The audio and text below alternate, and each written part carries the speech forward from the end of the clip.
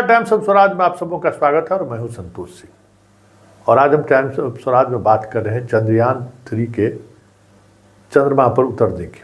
जी हाँ, ये वाकई में आज हमारे देश के लिए गौरव की बात है और हमें गौरवान्वित होना भी चाहिए। ये एक बड़ी सफलता है अंतरिक्ष के क्षेत्र में इस देश के वैज्ञानिकों की।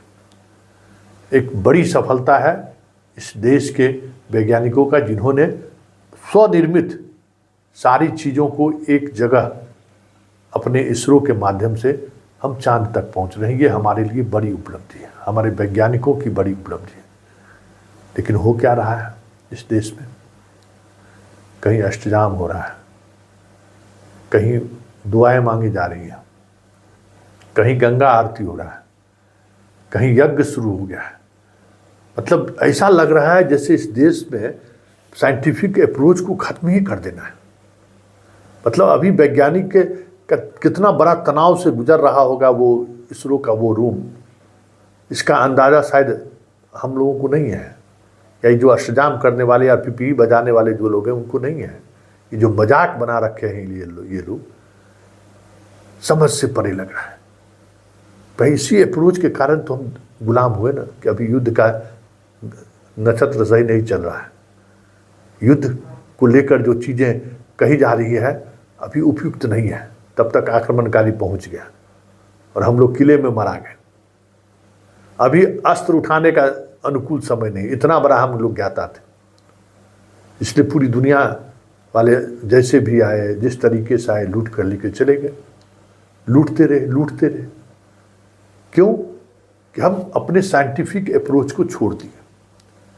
जब तक हम अपने साइंटिफिक अप्रोच के साथ खड़े रहे, दुनिया हमारी लोहा मानती रही। लेकिन जैसे ही हमने साइंटिफिक अप्रोच छोड़ा, 10-12 को भी आक्रांता आके आया और लूट कर चला गया। सिर्फ सामाजिक वजह नहीं रही है इस देश की बर्बादी का। इस देश की बर्बादी की बहुत बड़ी वजह धार्मिक भी रही है।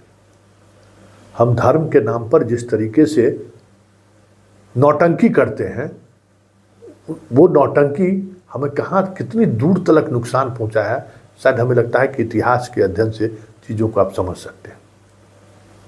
अब ये कोई पाकिस्तान से आई हुई है, मतलब गजब स्थिति है भाई। मीडिया का क्या भटरपन है भाई। मतलब मीडिया के लिए तो हम कहें कि एक शब्द नहीं मिल रहा है, सही शब्द क्या बोला, भटियारापन बोलना पड़ रहा है। इतना भटियारपन तो भाई कहाँ ले जाना चाहता है ये लोग देश को। हमको तो शर्म महसूस होता है कि हम लोग मीडिया वाले हैं। बताइए, उस पाकिस्तान से जो आई है उसका क्या औकात है, क्या है नहीं है। उसको अष्टजाम कराए जा रहे हैं, गीता पाठ कराए जा रहे हैं, और सफलता के लिए उपवास के लिए। मतलब गजब का स्थिति है। मतलब पैसा अगर क्या है, टीआरपी मिल रहा है ना, यही कहना चाहते हैं ना कि उस महिला का शक्ल सूरत थोड़ा स्मार्ट है, गोरी है। यहाँ तो जो गोरी चमड़ी वाली मिल जाए तो यहाँ सब कुछ खोलने को इस देश का नागरिक तैयार रहता है। बस देखने में थोड़ा सुंदर रहना चाहिए, उसके बाद ईमान धर्म सब बेच देना है। तो देखने में थोड़ा सुंदर है, थोड़ा बोल लेती है अच्छे तरीके से, पूरा देश दीवाना है। गजब दीवानगी का हद है भाई। जरा सुनिए ना क्या कह रही है, बड़ा एकदम आत्मसंतुष्टि के साथ सुनिए और सोचिए, मनन कीजिए कि कहाँ जा रहा है देश, और मीडिया वाले आपको क्या दिखाना चाहते हैं। जरा सुन लीजिए क्या कह रही है। तब तक मेरा व्रत है। मैं प्रार्थना कर रही हूँ भगवान से, राधे कृष्ण पर मेरा बहुत विश्वास है। हे प्रभु, हे भगवान, हे श्री राम, हे सभी देवी देवताओं, हे राधे कृष्ण, हमारे भारत देश का चंद्रयान-3 सफलतापूर्वक आज चंद्रमा पर उतर जाए। इसके लिए हमारे देश के माननीय प्रधानमंत्री जी बहुत मेहनत कर रहे हैं। इससे हमारे भारत देश का बहुत नाम ऊंचा होगा। हमारे भारत देश का दबदबा दुनिया में बढ़ेगा। और मैं ये चाहती हूँ, मैं अपना वर्क तब खोलूँगी जब सफलता को उतर जाए। राधे राधे, राधे कृष्णा, राधे श्याम, राधे श्याम। सुन लिए ना, है? यही दिन देखने का बाकी है और यही दिन देखिएगा। मतलब क्या हम लोगों का नैतिक स्तर कितना गिर गया है ये समझिए। वो देख रही है इसलिए ना, वो क्यों आप बार बार मीडिया वाला दिखा रहा है। उसको आनंद आ रहा है दिखाने में, उसको टीआरपी मिल रहा है। टीआरपी क्यों मिल रहा है? आप लोग देख रहे हैं, सारा यूट्यूबर्स उसके घर पहुंच गया, जैसे लगता है कि सद्दाम हुसैन के घर वाली आई हो, परवेज मुशर्रफ के घर वाली आ गई है क्या, कौन हुस्न की परी आ गई, बाप रे बाप, 4 बच्चे की माँ है, इसका स्मार्टनेस देखिए, इसके गाल की गोलाई देखिए, अरे बाप, अरे बाबा। मतलब ये मौका चंद्रयान के लैंड करने की है। वहाँ जितने वैज्ञानिक अभी बैठे होंगे उनका हृदय का और क्या स्थिति होगा इसका कल्पना आप नहीं कर सकते।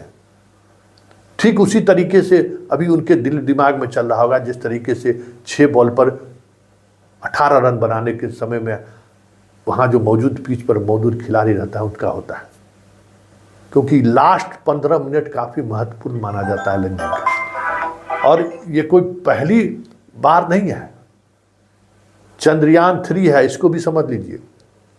चंद्रयान की शुरुआत 2008 में, हम लोग 14 नवंबर 2008 को हमारा चंद्रयान जो सफ़र था वो सफलतापूर्वक लैंड किया चंद्रमा पर, और हम उस वक्त दुनिया के चौथे देश हम बने थे जो हमारा सफल चंद्रयान अभियान रहा। और उस अभियान में वैज्ञानिक की महत्वपूर्ण, कभी देखिए याद कीजिए 2008 में मनमोहन सिंह इस देश के प्रधानमंत्री थे, कभी आपको दिखाई दिया कहीं देखे थे कि इस तरह से आपको चल रहा हो अष्टजाम, भजन कीर्तन, मुस्लिम लोग प्रार्थना दुआ कर रहे हो, क्रिश्चियन के यहाँ प्रार्थना हो रहा है, याद भी है, याद करिए। सिर्फ हमारे वैज्ञानिकों को बधाई मिला, जब सफल रहा परीक्षण तो बधाई मिला, प्रधानमंत्री की तरफ से बधाई मिला, सभी राज्यों के मुख्यमंत्री की तरफ से बधाई मिला, इसरो के तमाम साइंटिस्टों को बधाई मिला। लेकिन अभी देख लीजिए हमारे प्रधानमंत्री चले गए थे पिछले बार इसरो ही, और फिर जो हुआ हम सब साक्षी उसके हैं कि स्वाभाविक तौर पर अगर प्रधानमंत्री किसी कार्यक्रम में चले जाएं, मतलब जो जो साइंटिफिक चीज़ें जहाँ हो रही हों, तो वो वैज्ञानिकों पर डबल दबाव आ जाता है, और उस दबाव की वजह से चीज़ें बिगड़ सकती हैं।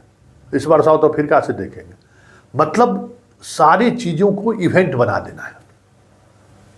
मतलब गंभीर से गंभीर बातें अभी पूरे देश में चर्चा इस पर होनी चाहिए थी कि चंद्रयान 3 के सफलता पर हमें क्या हम जानकारी मिल सकती है, हमारे वैज्ञानिकों के अंतर्राष्ट्रीय फलक पर ये कितनी बड़ी उपलब्धि मानी जा सकती है। हम जब सफलतापूर्वक ढंग से जब उतर जाएंगे तो दुनिया के हम 6ठे देश कहलाएंगे, और 2008 में हम उतरे तो दुनिया के हम 4थे देश थे उस समय में, और हमने दुनिया को 2008 में ही लोहा मंगवा दिया कि देखिए हमारे वैज्ञानिक किस तरीके से सफलता की सीढ़ी पर चढ़ रहे हैं।